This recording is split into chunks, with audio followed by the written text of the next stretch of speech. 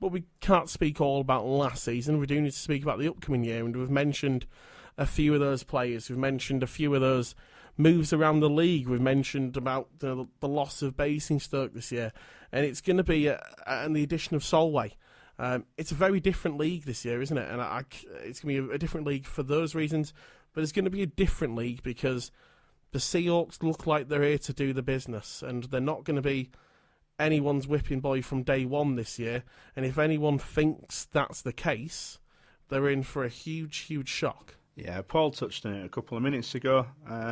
Obviously, with Lee Bonner and Bobby Chamberlain coming on board, I mean that's without Liam Danskin and Lee Barry. And at the end of the day, I've got this Thomas Barry. Sorry, I've got this feeling that there'll be a lot of teams this year that will be very, very sceptical about coming into the Hull Arena.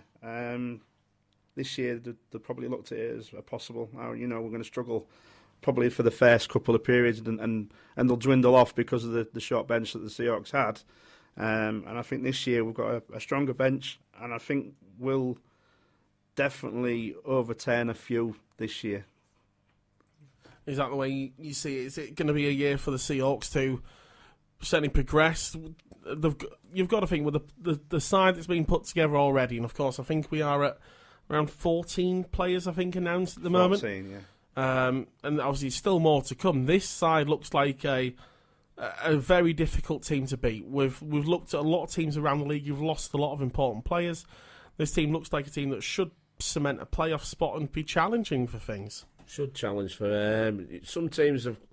The problem is you don't know whoever everybody else is going to sign, so you're going to keep the status quo with the players that the other teams have signed and stuff like that. Sheffield have got slightly weaker. After the loss of Alex Graham. Yeah, with the loss of Alex Graham, the loss of I think Wood's not playing now, isn't he? Not? Obviously Bonner's gone, so that's our gain because Bonner's a fantastic addition to any team. With regards to our team, obviously Bobby Chamberlain is one of them players that every club would have wanted. Let's not make no bones about it. All the fans that hate him want him in your team. He's a Hull lad through and through, so he should give it not 100%. He should give it 120%. It's always better to have a homegrown player playing for you than somebody who's a mercenary that'll come because they've offered him another 10 quid more than Sheffield have offered him. I'm not interested in them players. I want players that want to play for the club. And by the look of the teams, the signings that we've made, I mean, that's going to improve this team no end. I mean, obviously last year we were struggling to get players in because of the timings that it happened. And we've got players in. Thamar wasn't the success that everybody thought it would. I thought when Thamar came in, I thought we got the Thamar that I thought we would get. A 5-year-old later on Thamar that was not as much interested as what he was beforehand, and you could see that in his gaming. And he only came he went through a right barren patch, and I'm like, well, I'd rather have players that want to bust a gut. I'd rather see a worse statistic player in statistics, but wants to bust a gut, because that's what I want to see. And the likes of Bonner and the likes of Bobby Chamberlain are going to be doing that for us. The other teams, Bracknell, they're going to rely on that goalie. We went down that route before with the EPL with an import goalie, and it's fine as long as that import goalie is A, good, and B, keeps fit.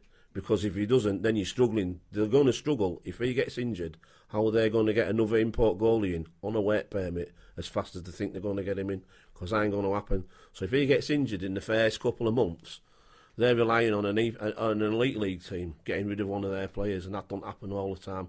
So they've gambled, and I can see why they've gambled, because the British contingent isn't as good as what it should be. Goalie-wise, they've lost. Is it Smittle's gone to Bristol. With his dad and his other brother who never takes his face mask off. That'll be an interesting game next season, I think, the Bristol game. But yeah, we should be pushing for playoffs for definite with that one. Whether we can keep that going for the full season, it depends on injuries. It depends on bans. We've got Bobby Chamberlain, so it'll depend on bans, because Bobby's going to pick a ban up. It's not going to change his game, and we don't want him to change his game, but he will pick a ban up. So you're going to be going games where Bobby Chamberlain ain't going to be playing. Go on. Sorry, you just touched on the goalkeeper then for Bracknell. I mean, he's been used to playing only 14, 15, 16, 21 games a season. He's going to come into this league and he's going to be playing every night, 2 nights, and a Wednesday. He's going to be expected to play, you got to think at least 40. Yes, 40, 45, he gets in the playoffs, you're looking 50 games. Is he capable of doing that? I think everybody's going to be looking at him this year with a spotlight.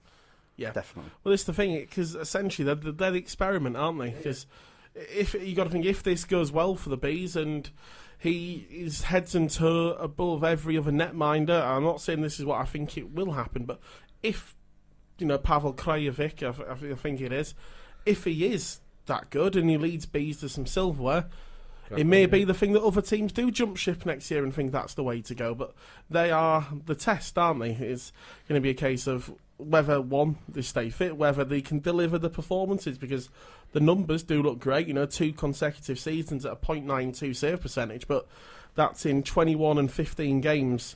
I believe in the Hungarian and the Slovakian league. Slovakian third division, I think he played last year, didn't he? So we don't know how good them leagues are. That's the thing. We've just had a look before we came on. The Hungarian team that he played for 2 seasons ago is the same league that Tendler played 3 seasons previous to that. Tendler scored about 32 points. So it's not a bad league. The Hungarian league isn't a bad league. It's probably it's better than ours, you would think. But I don't know how good the Slovakian third league is. But like I said, reiterated on that, if he gets injured, they are going to struggle to get an import to come in, because goalies get injured all the time, and if they get a British goalie in, then they're going to have to get an import in. There's still an import forward in to cover it. That's going to take them more time. Probably the team that would have benefited if the goalie wasn't as good is Leeds, because their British contingent is fantastic. It's probably the best British contingent there is out there. But the goalie's fantastic as well. He's one of the top 3 goalies in the league, so why would you change that? So I think it was Bracknell would have been probably the only team that would have changed it into an import goalie. And of course, you mentioned Leeds there. We're still yet to see if Mac Howlett is going to return. Jake Witkowski, of course, he came in to replace Grant Cooper halfway through the year. No announcements, I believe, on any of their imports at the moment. But there's a few teams where that's the case, and of course we've only announced one of our 3 so far. Yeah. But it does look, Matty has said in I think it was with the Yorkshire Post, that we've got 2 North Americans on the way, rather than forward and 1 defenseman. Good. Yeah, good excitement, isn't it? We saw a lot of the young North Americans who came into the National League last year. We think about the Grant Cooper, Witkowski, we think about Lubwele. They all made impacts, and they were fantastic to watch. Yeah, Lubwele was one of our favourite ones. He was just outstanding. Yeah, he was probably, from my point of view, probably the one that stood out amongst every other import in the league. He didn't score as many points as Lador from Swindon. I can't remember. He's got a big name in Scotland. Malasinski. That's the one. He didn't score as many points, but he give it all. He hit, he forechecked, he backchecked. He didn't just score. I want to see that from forwards. And he came here and got a hat trick against us, and pretty much put us to bed. I think it was the second goal. Yeah. It was a freak goal, wasn't it? It was just a little wrister from the blue line. Yeah. It just somehow made its way in. But I think it was not that game where I mentioned that the top 2 point scorers in both times at the time were Lubwele and Salem, were also the 2 highest players in penalty minutes as well. And I say that's their games, isn't it? Playing hard for the line. You can't take it away from them, because it takes it away from the player. And of course, and another import from North America came in late last year. Brendan Walcombe had a fantastic time in the Bees when they came in. I still don't believe they're announced either. I think there's no... they're currently playing in New Zealand. I know that about Brendan Walcombe. He's using his off-season to play more hockey in New Zealand, but no word as to whether they'll return to the National League next year. Whilst we're on the topic of Hull for next year, we've mentioned their names already, but it is the breaking news. Alex Kent and Jordan Fisher. Thoughts on having them back, Colin? Yeah, these 2 guys, obviously the brothers, they played predominantly third line last year. They did a great job for us. They did a job. At the end of the day, you've got Fisher who would smash in a corner, smash somebody, go back round and smash them again, go back round and smash again. And obviously that's where Matty called them the Bash Brothers. Alex Kent is on a 2-way with the Hull Jets, who have stepped up to the NIHL 1. And it's going to be good for Alex. He's going to get a lot more minutes, playing at the Jets. He's going to be he's not going to be on the third line down there, certainly not. He's going to be getting a lot more chance, up against, to really use the puck and sort of have a little bit more freedom. And that means when he does come to, on the other side of that two-way to play for the Seahawks, that he's just going to be feeling that a little bit more confident, and he's going to be able to express his game, and he's going to be a better player for it. He'll be more developed. Yeah, definitely. Development is the key there, I think. He's not going to be sat on the bench wasting away. He's going to be there. He's going to get match fit. And of course, heaven forbid, touch wood, it doesn't happen. We go south again like we did last year. We can pick him back up again and he can play. So, it's a benefit. It's from my point of view, like I've always liked Fisher. He's alright. He does a job, does a great job. He'll step up to the plate. He'll fight somebody if he needs to fight somebody. He'll step. So he's one of these players that's a third line player. But if there's an injury on the second line, he can stick into the same as Town had used to do in the Stingrays time. Them sort of players are invaluable. For the 1 or 2 games that a player's injured or he's been thrown out of the game, he's fantastic at that. When he was stepping up at times, I see with Archer and Salem, wasn't exactly. he? So that's what his role is. Alex Kent was unlucky last year because he was brought in a year too early, and the reason he was brought in because we couldn't sign any more players. He'll admit that. Matty will admit that. The rest of the team will admit that. Whether he's got the confidence from that, I don't know. But towards the end of the season, he's picking his confidence up. I remember that game where there was a game where he had a fight with one of the players. I can't remember which team it was, and he stood up to the plate. He got hit, but he stood. Was it against Sheffield? I think it might have been against Sheffield. I'm not sure if it was against Leeds. Yeah, somebody knocked one of our players out, and he went in and he stood up to him, and then he's not a fighter. I've never seen him fight. And I thought, you know what, kid, good on you. That's going to give you confidence. Now, dropping down to the other league, down to the NIHL 1 league, is going to bring him on, because that kid then is now going to be a senior player in that league, in that team. So he's going to be playing the power plays. He's going to be playing the penalty kills, where he'd never get the chance in this league at the minute, because he's not that good at the minute.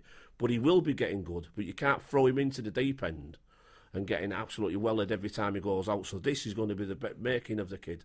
So hopefully that's what's going to happen, and it makes a nice change that we've got an actual dialogue with the Jets as well. Because I know there's been like one of you aren't going to play for us and all that lot. That looks like now hopefully we've sorted that sort of stuff out, and long may it continue, because that's the way that the players progress for ice hockey. And of course, it looks like they're going to bring in the Kingston Sharks into the NIHL too, and it just means that there's that pathway for young players in Hull to. A massive step up if you're stepping up 2 leagues and what it is 1 league. Especially the young kids coming through, so the senior players in that team should hopefully help them players out. Certainly, sir, and of course, when it comes across to Martin, just a moment, but exactly what you were saying about the young players and about learning from the example. I think one of those players set an example, because it was Jordan was, I don't want to say left on the line, but he was at times playing with those youngsters quite a lot of the time. Alex. Obviously, Deck Jones was still not sure as to what Deck's situation is for next year. Playing Pollitt as well, wasn't he? And Obi as well. And Jordan was at the time given a lot of, wisdom and experience. Babysitting role, as I call it. He came on as the season went on. I mean, the back end of the season, I think he scored most of his points.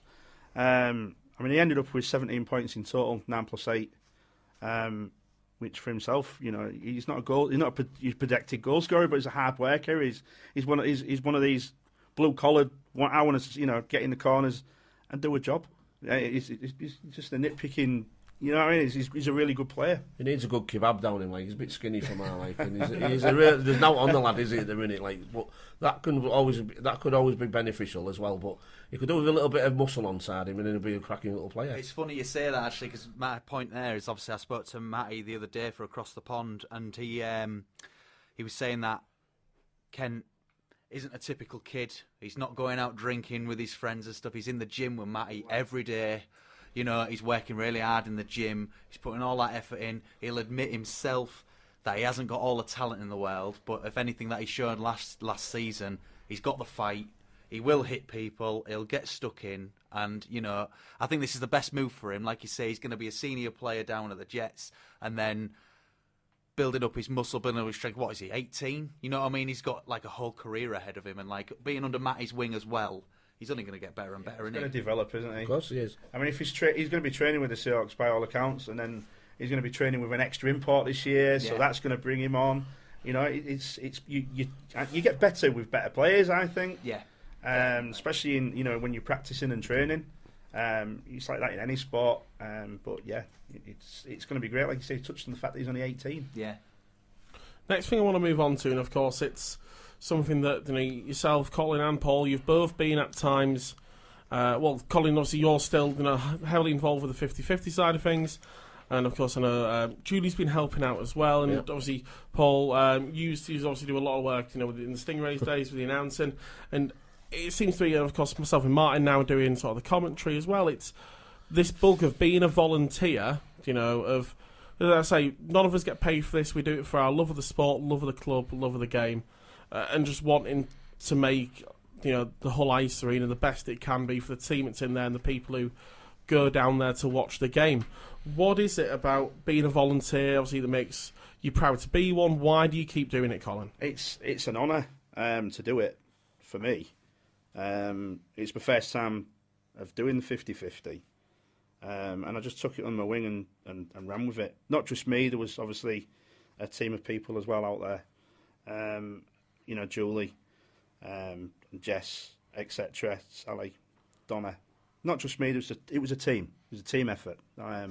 For me personally, it was proud. I wanted to get past the £200 mark. That was my go. That very quickly went. Then it was £300, and then we did the Leeds match on the Thursday night over Christmas. Yeah, it was and the one that was £895, and it was like delayed by 45 minutes due to sheer numbers. Yeah, it was just unreal. That was like halcyon days. That was like going back to the Humberside Seahawks days. It was great to see. Walked in there, the arena was packed, people were standing. It was just, the atmosphere was electric. You could just feel the air standing on the back of your neck. And yeah, that prize fund that night was just unreal. It was great. It was it was quite emotional for me because I wanted it to work, and I had it in the back of my head. And I spoke to Matty about it, and I said, look, I want these big numbers to come. Then we can get the big players. We can get a top end British player. That's the thing. I think people don't understand that this money adds up and actually will have an impact on the team that you watch on the ice. Yeah, absolutely. Chuck a puck, shot off the back, stick. All adds to the night entertainment, and you could feel the buzz when the high numbers were coming through. People looking at the raffle ticket and hoping, but it changed people's, life. You pay the electric bill, it's pretty. You'll often hear half an electric bill, yeah. 800 quid a month. I think Bart actually made that joke at one of the matches, I think, of the Tanner, but you can often hear a brief silence when they're announced on the commentary where, well, not silence, Martin takes over, because I've got about 15 tickets to troll through. Yeah, he has to unravel his phone, take it out of the case where he's got about 20 tickets in his hand. I'm there trying to commentate on my first ever season on what's going on, and he's rustling around for all of his raffle tickets and he's dropping all over the gantry. Supporting the club. Being a volunteer is a privilege, to be honest. They've asked you to do it. So they've asked you to do it for a reason, because you've actually care about the club. Now, that goes both ways. So being a volunteer, you've got to do it for the right reasons. You aren't going to be a volunteer because, I'll tell you what, it'll save me 400 quid on the season ticket. You should be paying to get in, to be honest. You should be volunteering to help them out. Maybe get a bit of a perk, a cup of tea or whatever, but to benefit that club, especially last season, the start of the season, where we had nothing to start off with, then you build it all up. I mean, like, going back to the Pirates days when they was doing the 50-50, I think they were lucky if they was getting 150 quid on the 50-50. Now, 150 quid, all right, it's not a small amount of money, but would you rather win 150 quid or would you rather win 500, 600 quid? So you'd rather spend more money spending that. So the more effort that goes into it, the bigger the prize money, the more money the club gets. And like Colin said, it's the difference between getting Bobby Chamberlain or not getting Bobby Chamberlain, or getting an import that's all right, or getting a really good import. It's the difference. And for a club that, we're averaging 750,000 fans on average, that's what we're averaging. We don't know, but that's what it looks like. So we have to go through other revenue streams, and them other revenue streams are good. The likes, like what Colin said, the people who volunteer doing the merchandise, the ones who do the chuck a puck, all adds to the club. And at the end of the year, it adds up, and it's a massive amount of money. When we did the Stingrays, we used to add it up and we used to give them the money in it, so the fans knew how much money the club, the supporters club as it was then, was giving them, and it ended up being like £30,000 in a year. That's all the 50-50. But if you're not putting the effort in, you'd only give them £10,000. That's the difference between a couple of imports. £30,000 will pay near enough probably all the bus trips. Because people don't understand how much money it costs to run a team. I know, because I used to run the bus trips for the away teams. Last year of the Stingrays, we priced up a trip for every single game, apart from the Belfast games, £32,000, and that was in 2015. And it's only going to go up. So this sort of everything that every volunteer, it's a privilege to be a volunteer, and we like the volunteers, but you've got to do it for the right reasons. And I hope everybody who does it for the right reasons. And I think the volunteering, the people that volunteer now are doing it for the right reasons. I suppose it's a connection thing as well, proud, isn't it? You know what I mean? You're proud to do it. Like, I see you walking around everywhere, like shouting your 50-50 and stuff. But you have that connection with the fans. You speak to people. You take the time out, and then people want to come and pay for the ticket. You know what I mean? It's kind of like you're making an experience. You're not just out there selling something, are you? It's like this community feel, isn't it? You're putting your own personality behind it, and people come to see you effectively and have a chat with you. It's part of an experience, and just doing that as a volunteer must be an amazing feeling. Oh, as well. It's fantastic. I mean, I've got probably lifelong friends now. The Lavender family down in Leeds, I've become really close friends with them. We've been to see them even in the close season, and you know, the Leeds fans have all complimented, and you know, Basingstoke. We talked about the chip spice thing, and that was a bit of, and that, I know it sounds daft, but that was like putting the foot in the water, and it was like a talking point. And then because of that, the fans have remembered, and then they'll come and see me the next game. But the next game, because they feel safe and welcome, they're bringing their family with them, and then they're telling their supporters as well, why don't you come to Hull? It's a real nice place to come. Hence why more money's generated, and it benefits the Seahawks. Yeah, it should be a nice place to come for fans. It shouldn't be a nice place to come for away players. No, away players. We'll talk about it in a different podcast, because that's right. I mean, when I used to do a lot of stuff before, and I felt so proud of being part of that. There was players who used to come up to me and say, "You scored more assists than half the players that season," because I used to wind that many players up, opposing players, and you feel proud about doing that. And I've done, like, I helped out with the 50-50 ages ago with the funder, program editor, and all that. And you love doing that because you feel you're part of the success of that team, or the reason why that team's still going, because you felt out. Yeah, no, certainly. So I say it's why we all do it, isn't it? I think. And everyone who does put time into this club is doing it because they want this club to go places, and they want it to be part of the community for a long time. And I think that's the issue, that we've seen so many clubs come and go in Hull, and we'd quite like one to stick around. And this is the one. I think we've got fans and owners and players who are all driving to the one goal of having the Seahawks.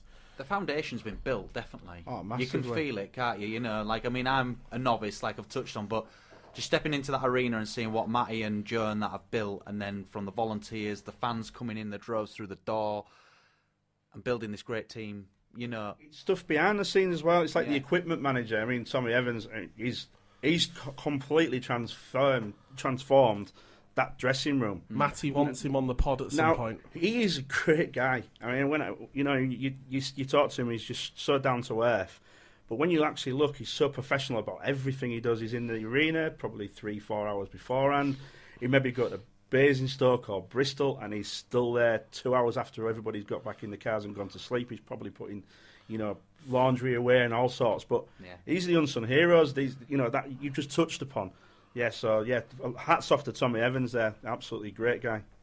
No, certainly. So I say Matty wants to get him on the show to sort of give people another insight into what goes on to make a dressing room work, and I think that's something that a lot of fans obviously would love to hear.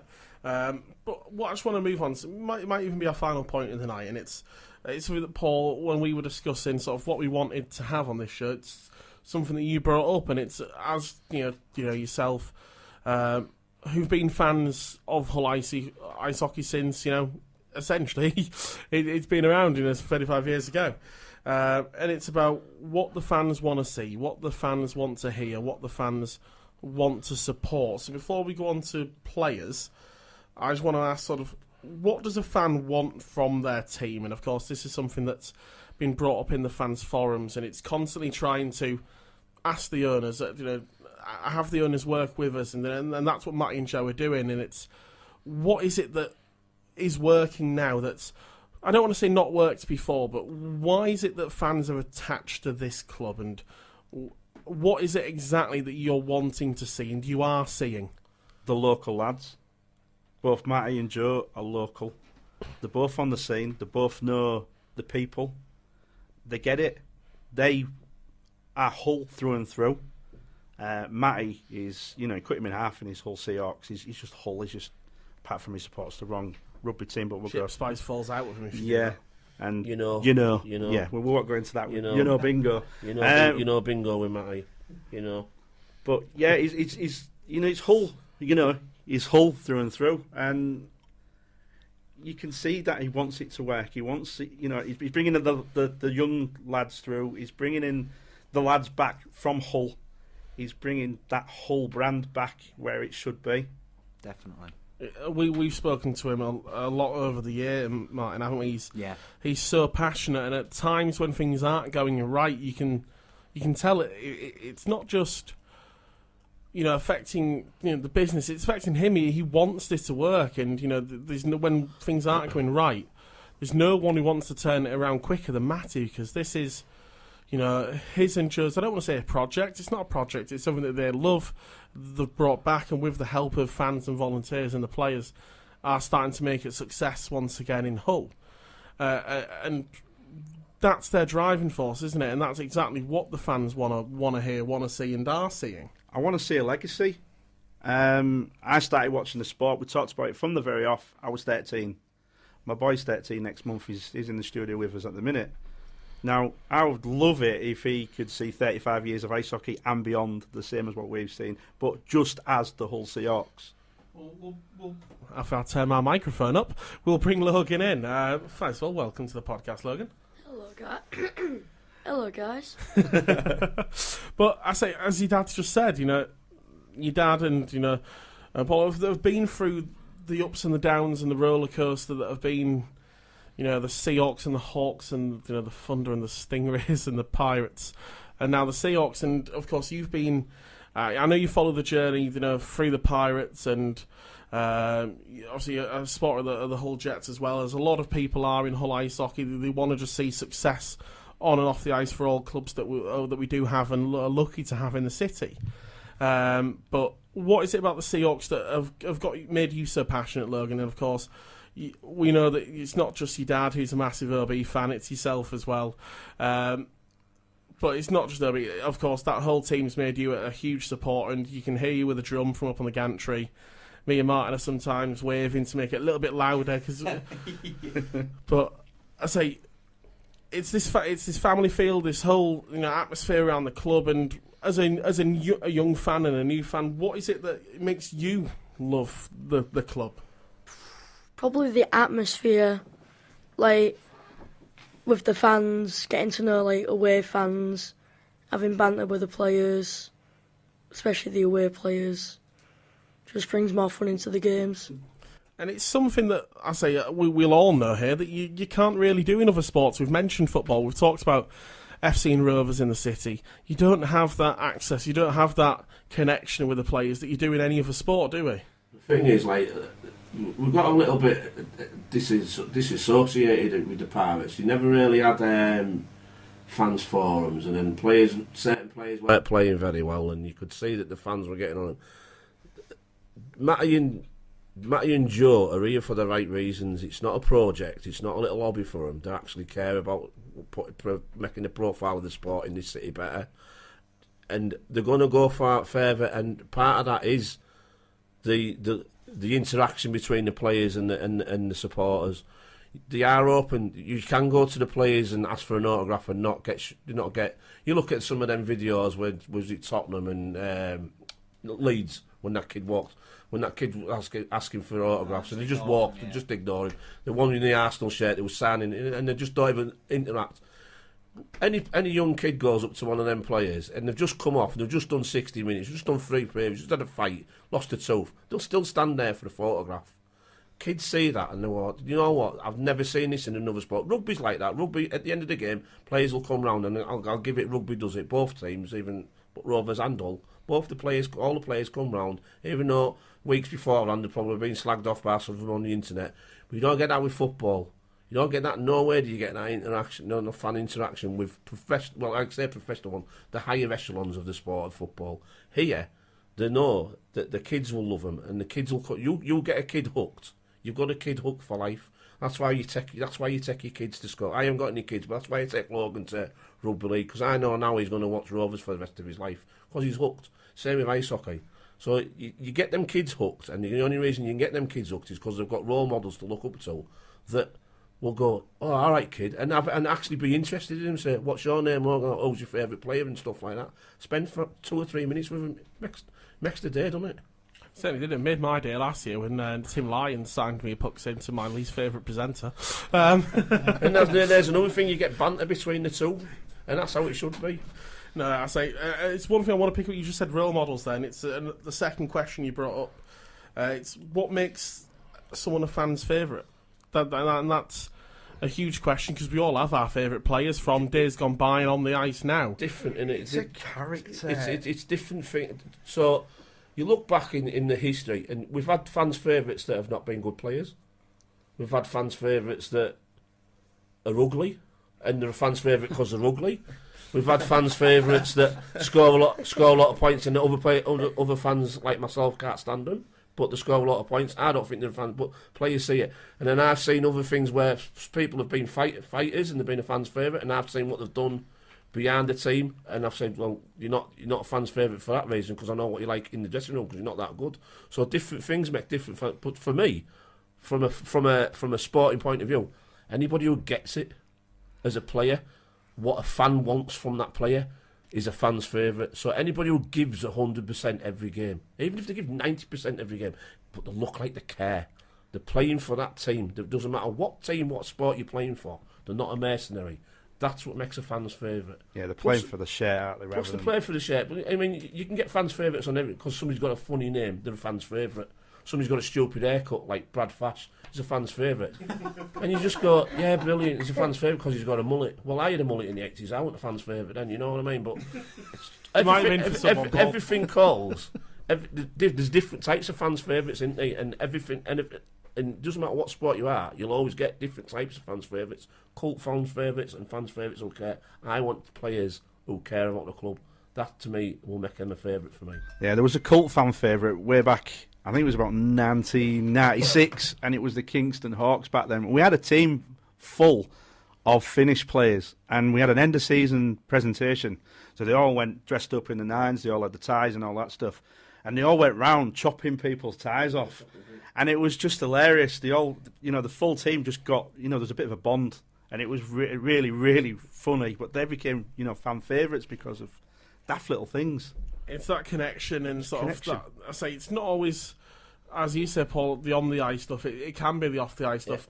On the ice stuff obviously helps, and might allure you to those plays a little bit more. But it is those, as you say, those plays that give you all. And the one thing I would say is, of the 14 players that we've got already signed up for the Seahawks for next season, I'm struggling to see one that doesn't. And I'd say that's a good thing for this team. Of course, there's a couple of players like Tom Barry and Liam Danskin. We've not yet seen them on the ice in a whole shirt, but from what we know of them, from what we've seen of them elsewhere, they look like very committed, passionate players. And Tom Barry, despite the fact he's been for a few clubs, he looks like he's always gives all on the ice. You don't play for those teams, at the top of the national division, if you are not a player who's committed on the ice to winning games. And for Liam Danskin, such a young player, already with some elite league experience, just looking to learn and progress and develop, and to be at a club that is going to nurture them, like I think the Seahawks will. And Matty's already looking forward to having them involved. And we spoke to Deck about how he's excited to have another left-sided D-man that just brings a little bit more balance. He's going to learn so much, and he's going to see what the club are giving to him, and he's going to give that back, we hope. on the ice, and that's exactly what we want. But for the 12 players that we know and we have seen either in a Seahawks shirt or in another iteration of Hull ice hockey, we know these players and we know they're going to give it their all. Yeah, I mean, I was pleased to see Emil Svet come back for sure. I mean, well, we know there was a lot of clubs chasing him from what we've heard, and of course, I'm sure that his new favourite thing, gifts. Well, what's he gonna be like when he does play a full year? I mean, he started late, obviously because of the visa situation. Then obviously he got banned. I mean, he played for Swindon. He played 47 games for Swindon. But still ended up with the same amount of points as he did when he played for us, when playing only 31 games. So when we get the full, overall picture, we could be touching over 100 points here with this guy. Well, he was the 8th best player in the league in terms of points per game last year. If he'd have played the 50 odd, I think he was at 1 point. No, he might have even been at 2.04 points or something like that per game, from what I remember. He was in or around the 2 points per game mark. So if he plays the full season, he will hit 100 points. Yeah, exactly. I mean, was probably relying on Matty Davis being and providing him with the puck. Now we've got that. Well, that's what killed us at the start of last season. You looked at that team and on paper you thought Famar's going to come back. As long as Matty can feed him, he's going to score 60 points a season, not a problem. Matty will get the assist because he can't shoot. Probably one of the worst shooters we've got. But his assists. There's a reason why Jeremy Tendler scored a lot of points, because Matty Davies fed him on a stick, as well as Silverthorne used to do it. I've mentioned this a few times, not only on our show and on the pod, on commentary, and I think I mentioned it to the man himself when he came over last year. As I started going to hockey late noughties, in the Stingrays days, and one of my memories of my first couple of seasons was obviously watching Jeremy Tendler, and it was the old Duck Sauce Barbra Streisand song, and it was yourself shouting Jeremy Tendler's name, and that came from one of the players, Lee Mitchell. He came up, Lee and Craig Mitchell. They played for us at the time, and it was like they were bored with the song, and I says, "What do you want?" So he said, "Try that Barbra Streisand one." So we did it. And we had a player called Usi Verta then, and he scored the first goal when it came, and he just went Usi Verta like that, and he just sounded really funny. And then he just kicked on. So every time somebody scored, we put the volume down, and everybody. So then it became in the dressing room. It was because I want my name. So it made the players. So it's Jeremy Tendler, and then it was Guillaume Doucet and stuff like that. Sylvain Cloutier and all that lot. So he's really got the team together as a bonding, because they wanted their name chanting out. No, I remember telling Jeremy that. It was one of my first memories of ice hockey, and he just laughed his head off. It was when he was at the it was O'Leary's, wasn't it? When there was a few welcome home drinks from last year. We could tell you some stories about Jeremy, but that's for another podcast. That's why I presented him with his shirt back at O'Leary's, and giving him his shirt back. Because obviously that was probably one of his best times. He enjoyed it here that much. Just a bit of memories for him for his kids. Well, who knows? One day, maybe. We can get him on the podcast. Who knows? It'd be nice. Easy to get him on the podcast. Just ring him up. He'll come on the podcast. Not a problem, Jeremy. I say there's certainly means, I think, that we can get in touch with Jeremy and see if we can get him on before the season starts. But we are pretty much at the end of what we've got time for. I just want to say a massive, massive thank you to Logan. It's been a pleasure. You've sat in for most of it. Obviously, pleasure to have you on it's here. The quietest I've seen him for ages. Should have seen him at weekend at Magic Weekend. Never shut up. Well, neither did I. I was locked in here, presenting live as Salford were putting tries on Rovers. I can't sing too much about that one in front of this crowd. We're outnumbered here, Connor. Behave yourself. Moving swiftly on. I want to say thank you very much for Paul for joining. It's been an absolute pleasure to hear the words of wisdom, and for yourself, Colin. Well, thank you. It's been a pleasure. Honestly, it's genuinely a pleasure to be on your show. It's good to have fans' perspectives, because sometimes the players. It's good for the players to hear it from our side. Fans that are not slagging players off all the time and all that. We do love the players, but this is what we want from players, and we know what's going on behind the scenes, and we accept that. And last season, we did start off rubbish. We knew we was going to start. We knew. And we still stuck past them. We still stuck by them. We didn't slag them off. Now a lot of other fans would have gone ballistic at that. Yet we still stood by these players. And hopefully this season we want to kick on. Hopefully we will reap the rewards this year. I need to say thank you very much, of course, to my co-host Martin Cattle. Oh, it's been a pleasure. I've loved listening to all these stories and things. It's definitely been a really good journey. I've really enjoyed myself. And I've got to say thank you very much for listening. From myself, Connor Lynn, to Hull Seahawks, Behind the Curtain, episode 3 with the Carruthers family. We need to find a witty 50-50 name for this one, I think. But make sure you do tune in, listen, like, share and follow on wherever you get your podcasts, whether that be Spotify, Apple Podcasts, or even give us a like on YouTube. And make sure you tune in next week to episode 4.